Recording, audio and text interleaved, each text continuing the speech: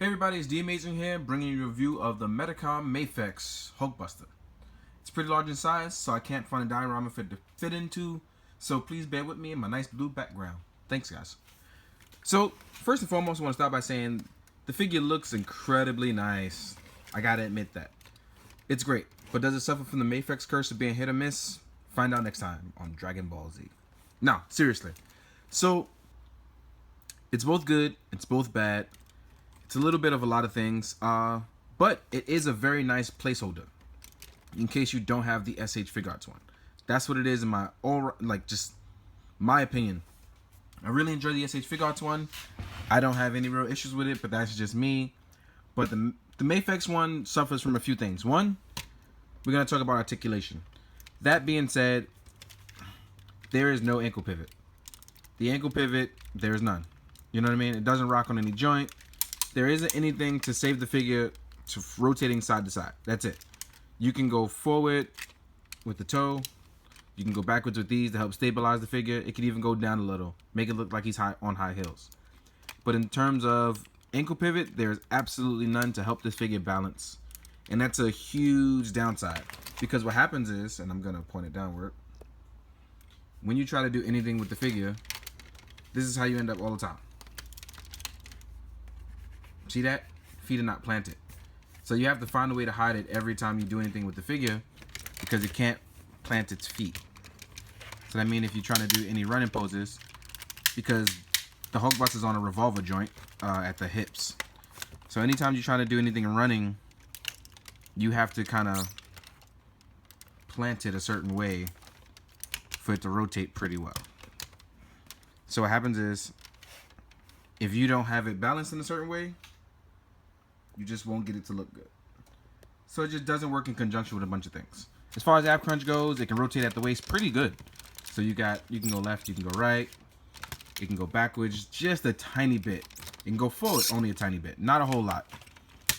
But the fact that it's on a revolver joint so your head snap, it kind of worries you, but it does rotate a little in and out. Now the arms, here's my issue with the arms. They're very flimsy.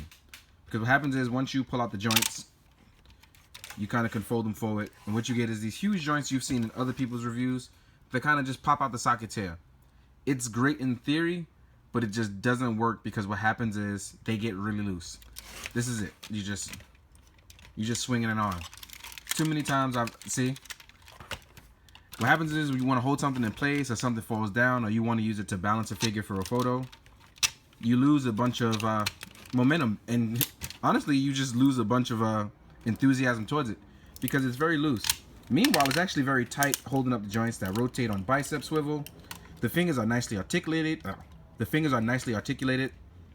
They don't rotate in any other way, but they do articulate. So if you want to give someone the middle finger, there you go. Also, what's really cool is that this folds back and you can actually fold this out and up to hold up.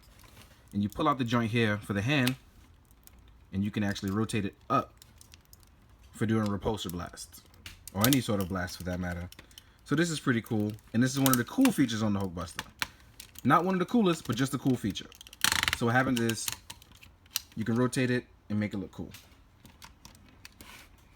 These are one of the things I actually like on it. Also, when you get it in the box, just know that the joint is going to be pushed in, so you don't have the full articulation. So what's going to happen is, you're going to pull it out, and you get full 90-degree cut right here. Out of the box, you won't have that, so please be aware of it. One of the other cooler things about it is that I really like, is that the chest opens. The ball joint is actually really nice, too. It rotates all the way around. So let me put this back down. And it's like this on both arms, not just one. So just be aware of that. Another cool thing is that the chest opens. So what's going to happen is you're going to pull these four up. You're going to gently rotate these out.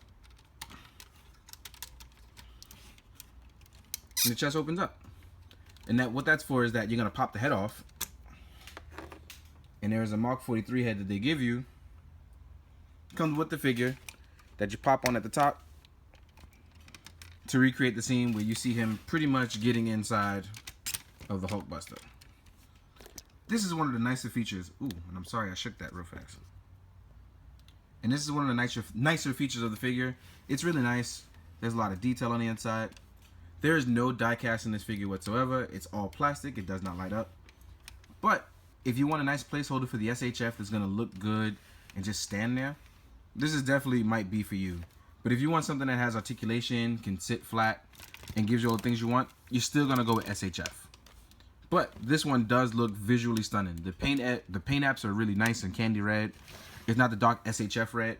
So it's something that you take for what you get for it. Now, one of the other things about it is the size comparison. It's actually much larger, well, not much, but it actually is larger than the SHF one. This is it standing next to SHF. You know, this is it next to Ultron, a Marvel Legend, and a Figma Hulk. Let's put him somewhere along here. And then SHF Tony Stark. Let's pull back a bit so you guys can see. They still tower over pretty much everyone, but if you like gigantic size, the Mafex Hulkbuster will be for you.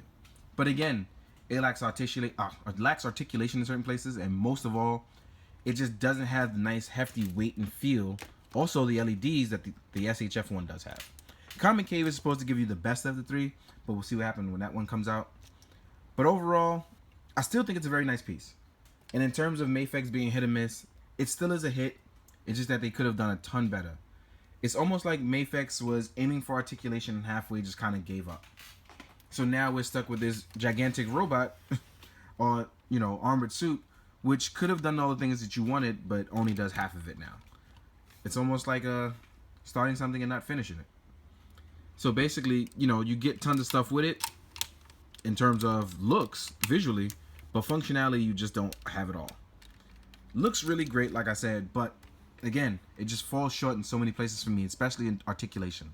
It's one of the biggest things that I can ask for in a figure, and when I don't get it, I'm very disappointed. So overall, if you want to pay, you know, about $300 less for a web shop one, or you want to pay close to, you know, $300-400 for it, this is going to be your best bet. If you don't, I don't know what to tell you. There's not much I can say.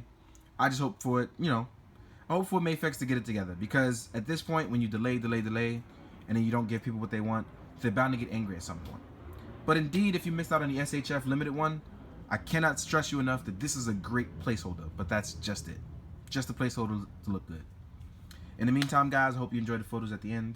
I hope you enjoy my reviews. I hope you're drinking a lot of water, and I hope you're keeping your hearts full. Thanks, guys. Have a good one.